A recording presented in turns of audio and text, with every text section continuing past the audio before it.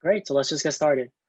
So welcome to the Financial Literacy Workshop. I have these workshops pretty much every month. And today we're focusing on paying off your debt effectively. Now, a little introduction to kick us off. My name is Alan.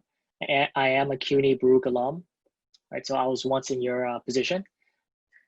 A quick disclaimer, I am not a financial advisor, right? During my day job, I am a software engineer. So I write code for a living.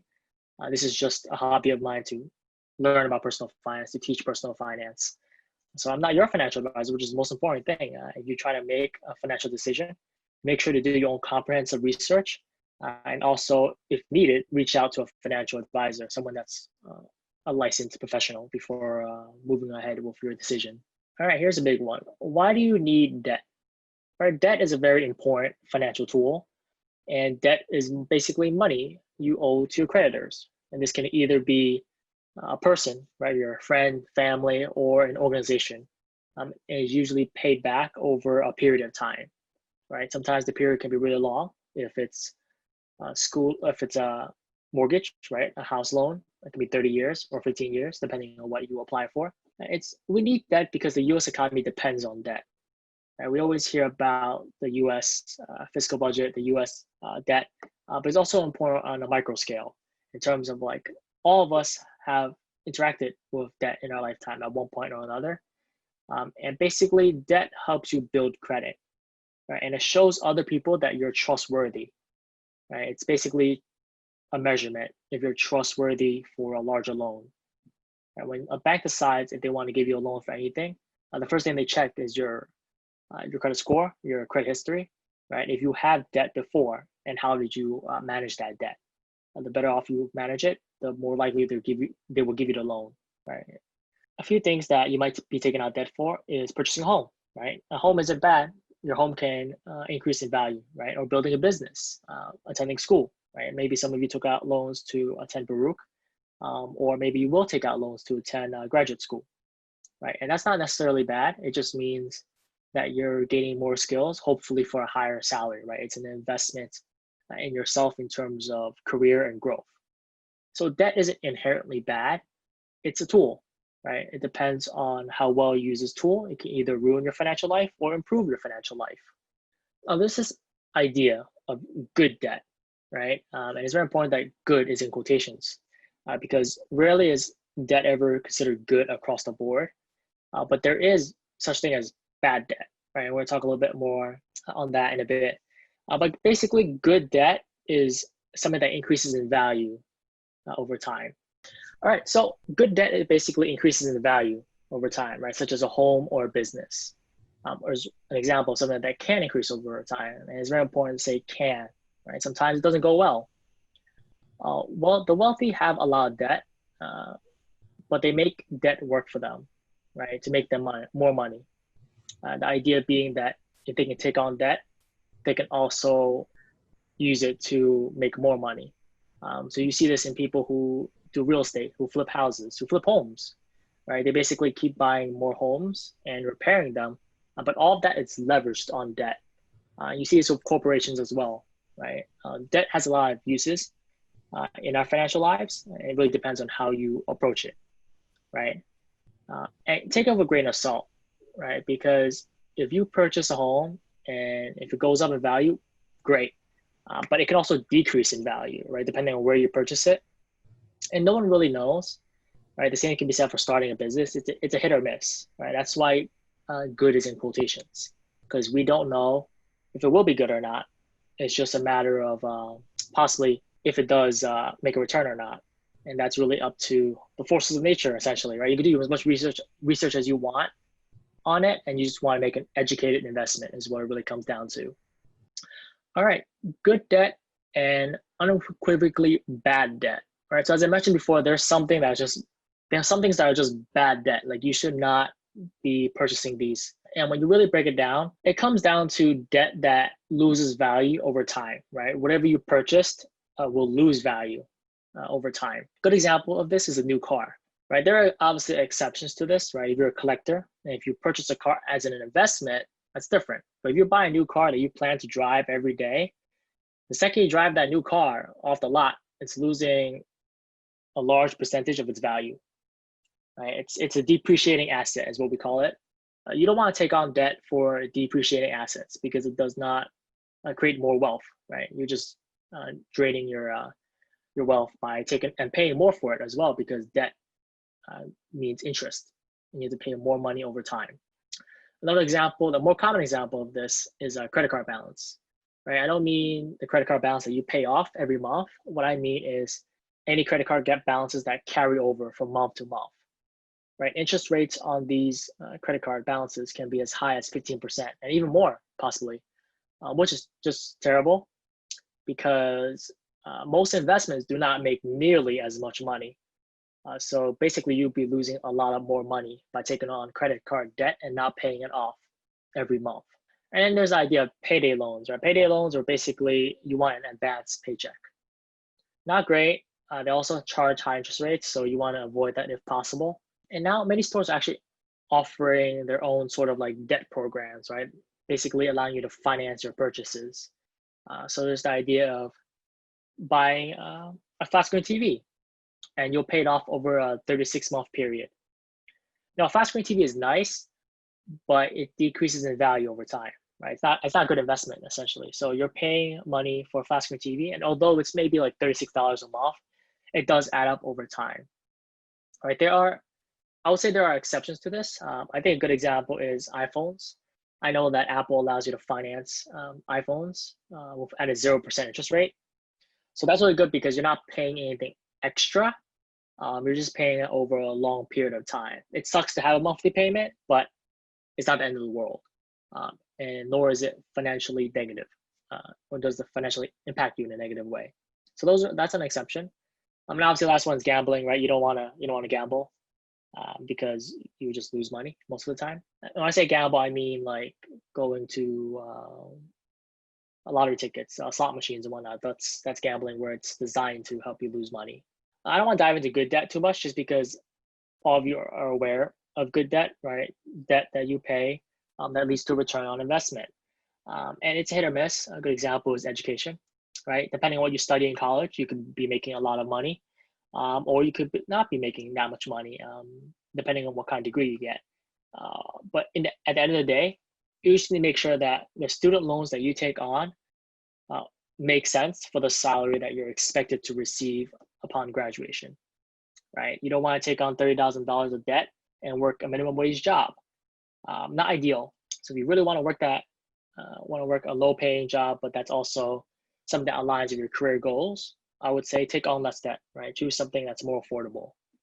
All right, I talked a lot about how to figure out talking about a lot about investments and investments on your debt and what that means.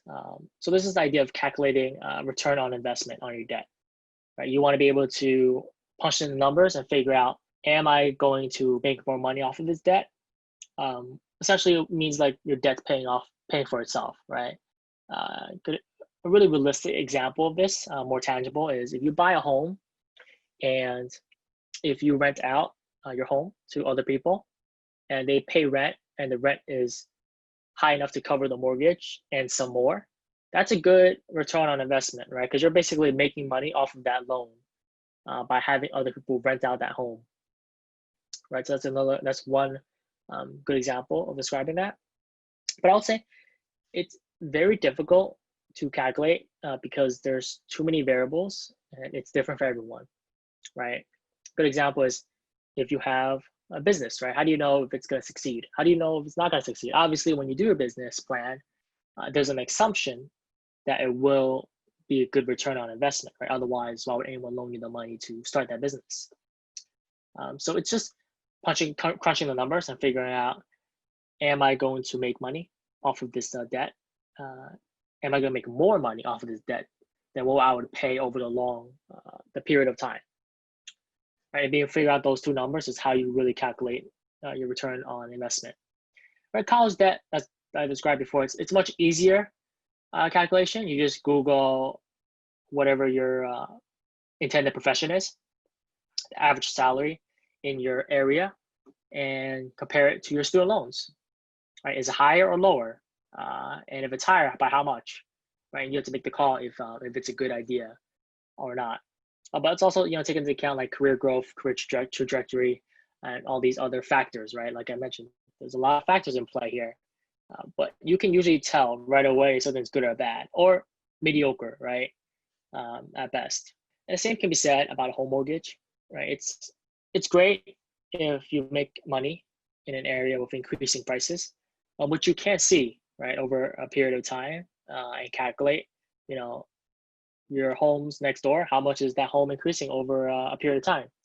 You can check out a site like Zillow and just see, or Zillow, check out what the increase in price or the price history of a homes in your area are, and then you can try to basically estimate what your return is over that period of time, and just make sure it's higher than the debt that you're paying and the interest rate that you're paying on that debt.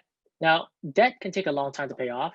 Student loans never go away, and mortgages take 30 years to pay off. Right, so it's almost your entire working life, and you only really pay your mortgage. If you only pay your mortgage, and then when you retire, you're not going to have any money saved away for retirement or for your other financial goals, right? You're going to have more than one financial goal, especially if you have debt. As you pursue other financial goals in life, you want to make sure that you can invest for those financial goals.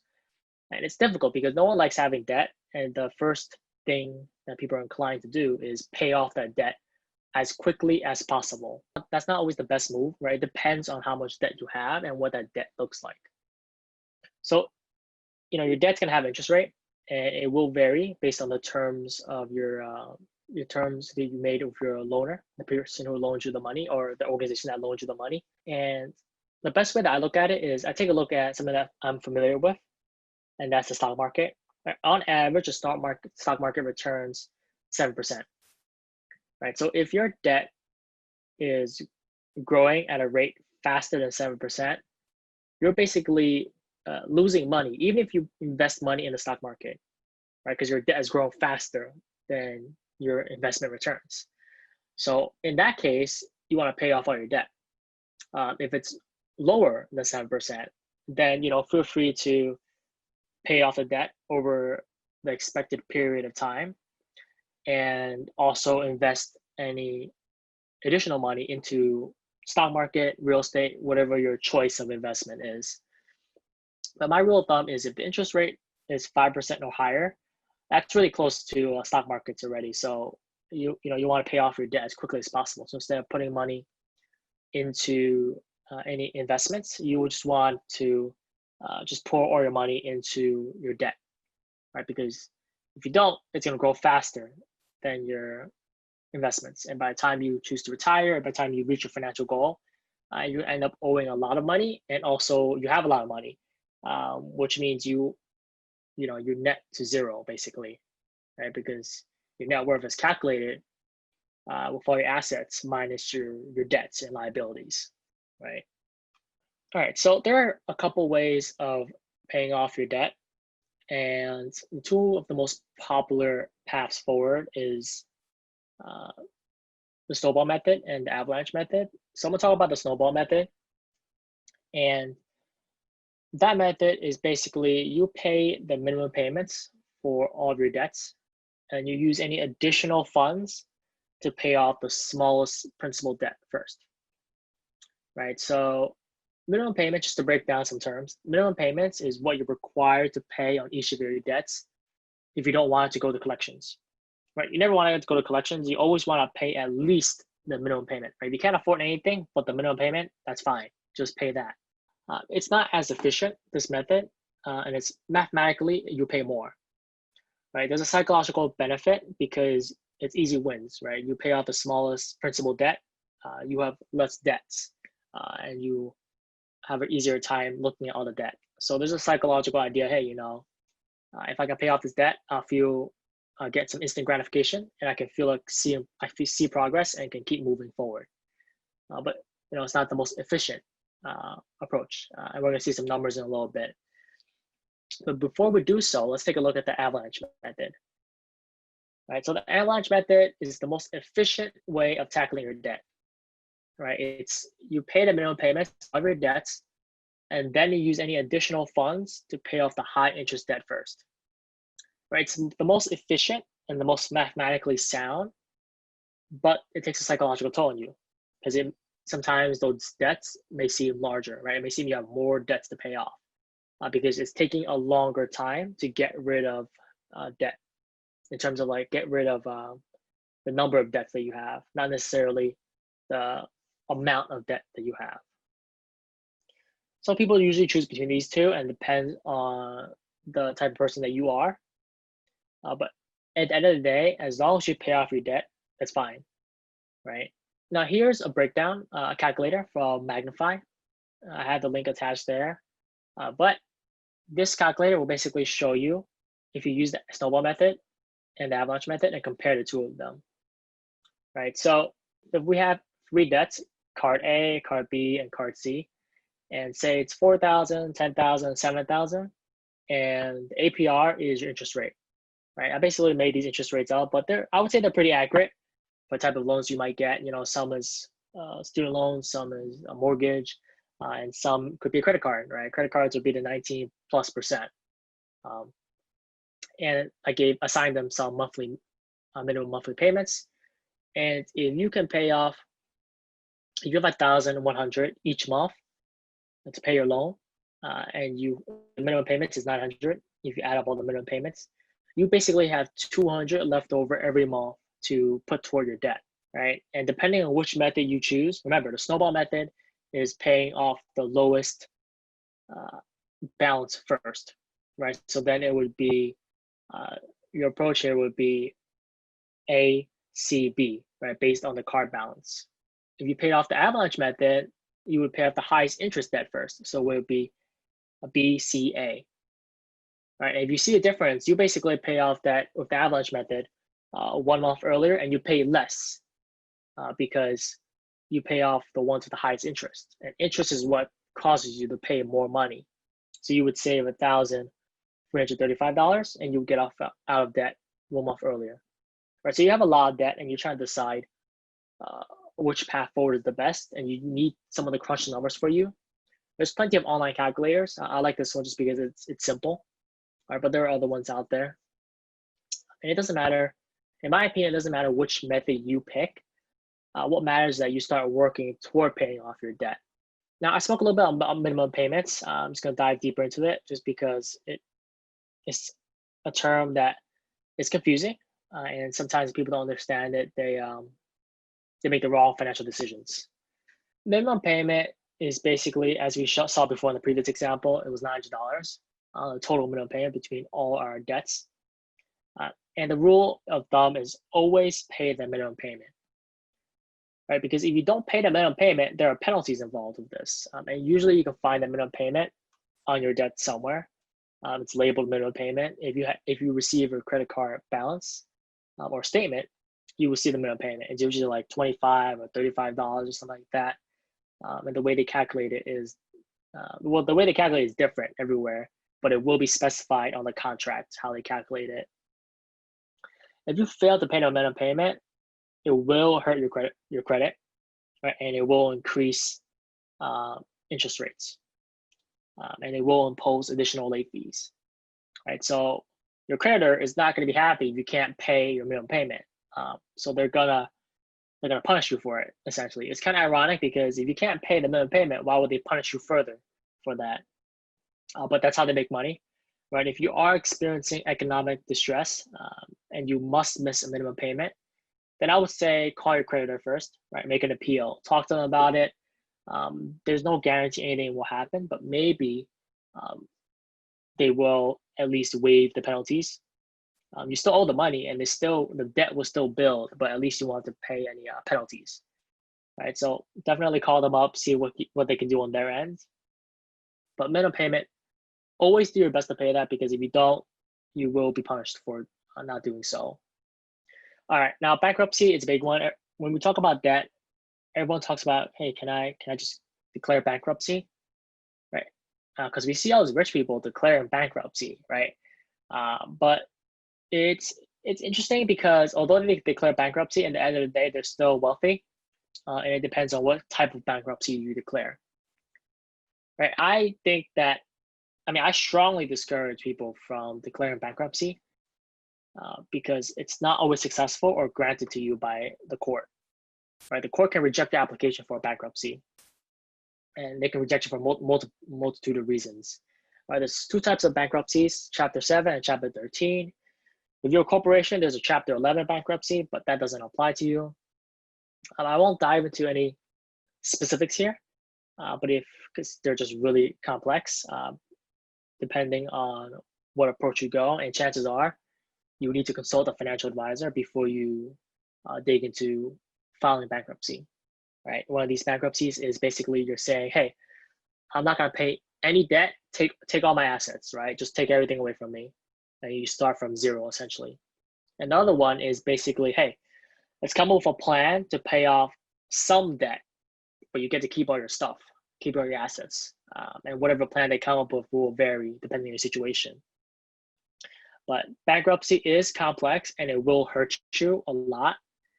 For the most part, bankruptcy will allow you to clear and restructure most of your debt, with a few exceptions, right? Some exceptions include student loans, right? Student loans, although it's possible to get rid of them during a bankruptcy, chances are it won't be, right? So it'll probably stay there along with other types of loans, right?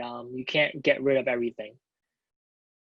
So in general, bankruptcy will stay on your credit report for 7 to 10 years. So that's a lot of time. If you want to buy a home within the next 7 to 10 years, or if you want to start a business and you need a loan, don't declare bankruptcy because it will hurt you in the long term.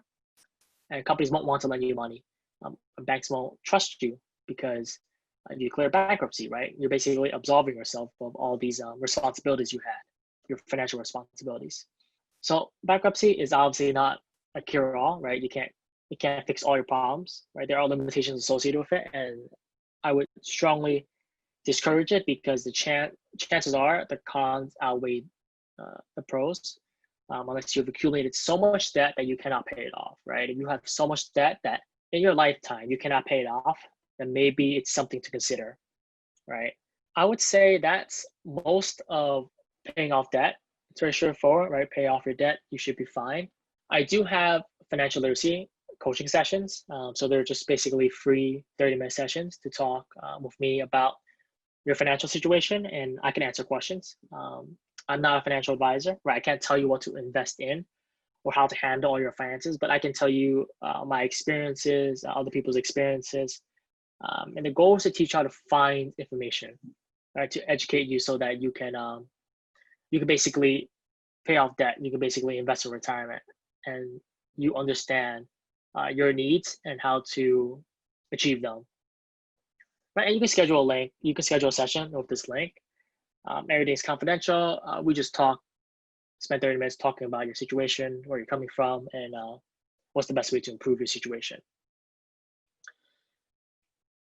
And well, aside from that, check out my blog, right? ToMoonFund.com. It is here, and I write about a bunch of stuff from various topics. Usually short blog posts. Is very data intensive. So if you're interested in data intensive knowledge, you can find it here. But I do post from time to time. You can subscribe on the website, and all I ask for is your email. I do have a blog post coming out this Thursday, I believe, so look forward to that. But if you do decide to register for a financial literacy coaching session, it's gonna look like this. Basically pick a time and you go from there. I hope everyone enjoys the rest of your day and stay safe. I know there's a storm. I hope it's over now. So hopefully we can continue to stay safe there. And hopefully we can get back to normal from the pandemic. We'll be okay.